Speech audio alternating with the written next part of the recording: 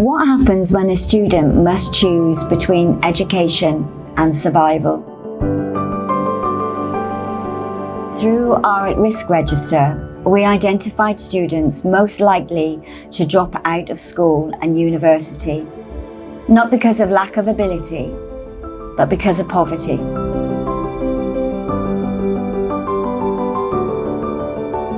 "71% of our student body in 2025 was surviving on pag-pag, leftover food salvaged from fast food restaurants. Hunger was not an occasional, it was a constant. 28% of our students had parents living with chronic illness. Many families could not afford medication. The emotional and financial burden fell on the students. Many of the students felt overwhelming guilt. They believed dropping out, even for a low-paid job, might help their families survive. This guilt is not unusual. We've seen it many times before. Years ago, when the children were younger, they felt guilty earning money for food at the dump site instead of being in school. At that time, we provided rice and food incentives for attendance and academic achievements. And that meant the children came to school guilt-free and on Friday went home with a bag of groceries. But today, these students are older. They're now enrolled in the government-run schools and universities and colleges, and food incentives alone were not enough.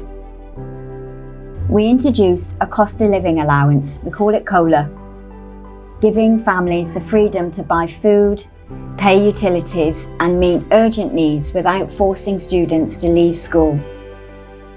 For families facing chronic illness, we raised additional funds to cover weekly medications, relieving the unbearable pressure from both parents and students.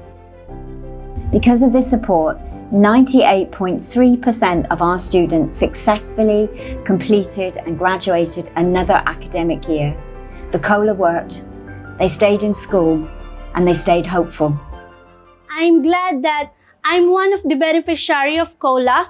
COLA is one who helped me to pursue my goals. COLA is one of my supporting system, especially to my study, and because it helped me to buy some things that I needed to my study, like some books, like that, projects, foods, hygiene products, and also COLA support is so much helpful to me and to my family because it gives us a chance to continue moving forward even it's so hard.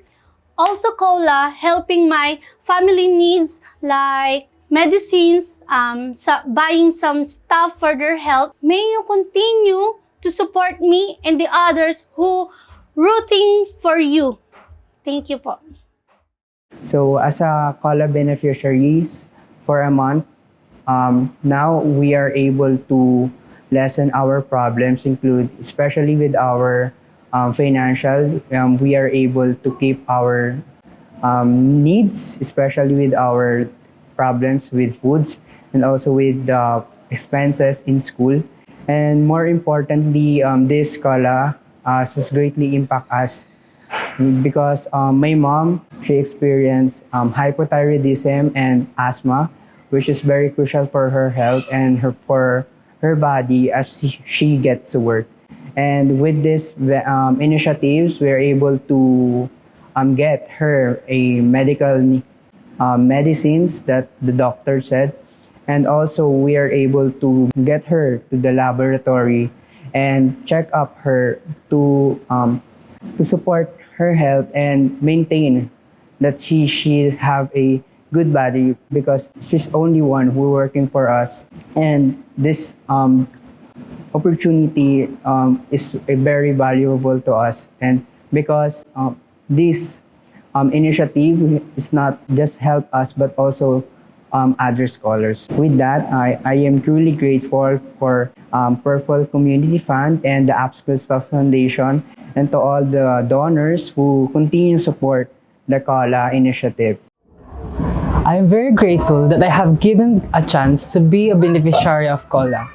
It really helped me and my family in terms of financial, since my father is the only one who worked for us to provide our needs. It is really hard to budget his earnings daily since it is not enough for our daily expenses. And with COLA allowance, it helps us to survive. And it will be a big help if I will receive COLA allowance again. Having COLA allowance means we don't have to think about our daily and monthly expenses since COLA can cover some of it. To all the donors, big thanks to you.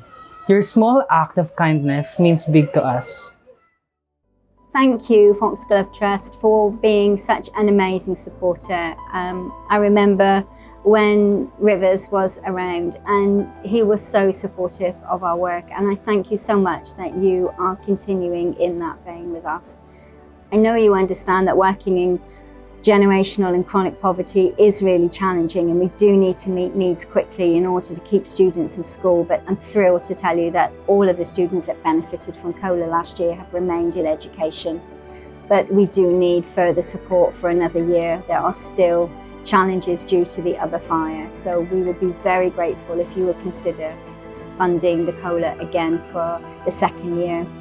We also have put in a smaller grant for the dentist room. So we were offered a dentist chair, then literally a few weeks later, the dentist offered her volunteering support for 1 day a week with us, and this now means that we can offer dental support to all of our students, many of whom have lost teeth, and we end up trying to fundraise so that we can give them dentures so that they don't feel embarrassed when they go to college and furthermore when they go to work. So this dental room will go a long way in helping students gain more confidence. So thank you again for your continued support.